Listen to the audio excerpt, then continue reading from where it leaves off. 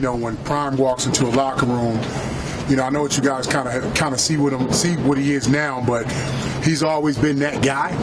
And the interesting thing is I've always played with superstars, Troy Aikman, Michael Irvin, Emmitt Smith, Charles Haley, Eric Williams, Larry Allen, the list went on, but Prime, he has something about him. And I got to know that thing about him, which was he cares more than just what the average person thinks.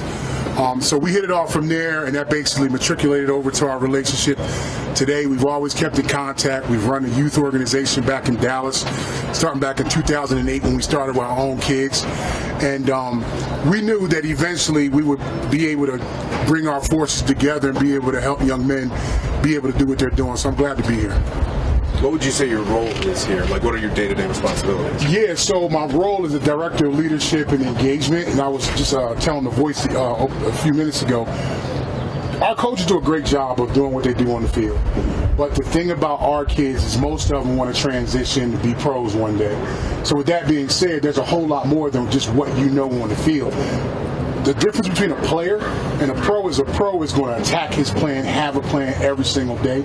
So because I've made that transition from high school to college to pros, won a Super Bowl, then transitioned out, I'm one of the better people to be able to do that, not just because of what I know, but because who I've been mentoring. I've got at least 15 guys in the NFL.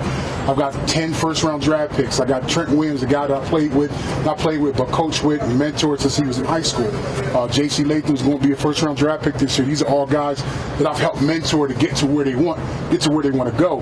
So I'm going to do the same thing here. This is my lifeblood. I love coaching. I love working with kids. I love working with young staff members.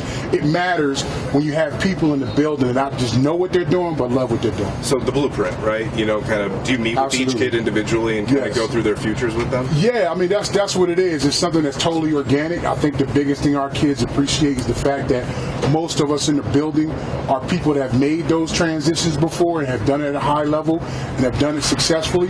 So you want to be able to give them that everywhere that they go. So I'm here to do that. Do you feel like this place is kind of, obviously, the whole theme of kind of the spring has been all the new coaches that have all the NFL experiences feel like this is kind of operating like an NFL kind of program in a way, just with the goal for all these guys and kind of preparing that for them for that like right now? You know, a great question, but you absolutely have to. I was just telling the voice again, college football is so much different than it's ever been.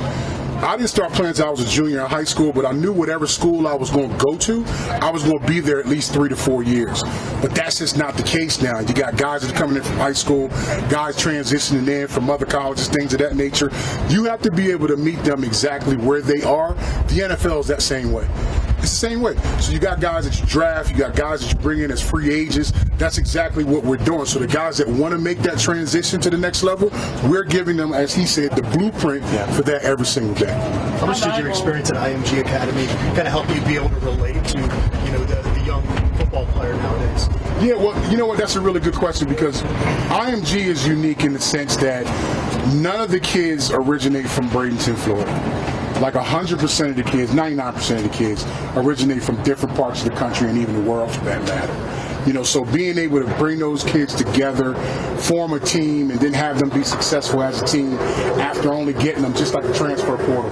You might get some kids in January, you might get some kids in May, but you got to formulate a team that's up to win when their season comes. So it was a great experience for me. I actually started there as an offensive line coach and worked my way up as director of football in about 4 years' time. So it was a great experience for me. I learned a lot from being there, a lot of great people there, a lot of good kids, great athletes. So it was an excellent experience. Watching from afar last year, what was your perspective on the program, and now maybe how's it changed since you've gotten here? I think the biggest thing I can tell you is I didn't want to see my brother go through what he was going through. And I was tired of sitting on the sofa watching it. So like I said, all the stars lined up, and I got an opportunity to come and help us achieve the things that we wanted to achieve. But just watching on TV, there was a lot of great things that I was seeing, but as a coach, you can also look at some things and say, you know what, that can be fixed, this can be improved, and we've definitely done that in a very short period of time, so I'm definitely excited for this year. Given all your experience and everything, and having been with Jordan, seeing that IMG a little bit, where do you think he is as far as regular true freshman? Like, where does he compare? Well, the interesting thing is I wasn't at IMG with Jordan. Okay. I had already transitioned out. But from what I understand about him while he was there, like, he's the part. Like, he's definitely going to be a player. He's going to be a kid. He's already, just watching him in meetings right now, you can tell one of the better things they do at IMG is they prepare the player to be able to be productive the second he steps on campus, and you're seeing him be able to do that. So I'm excited for him. What do you think of Boulder so far? I love it. I love it here, man. Listen, I know I don't look like it, but I'm a biker, right? I bought my bike. You know what's funny? I actually bought my first bike from Zen Cycles, which is here in Broomfield, and I had no idea where Broomfield was until I was driving here from Denver. So I'm like, that's where I got my bike from. So I got to go see this joker because it cost me like $6,000. So I can't wait till I get over there and see it. But no, I love Boulder, man. It's been great the few days I've been here. Appreciate it. Any other questions? All right, thank you. Thank you. I appreciate you guys. Yeah. It's good.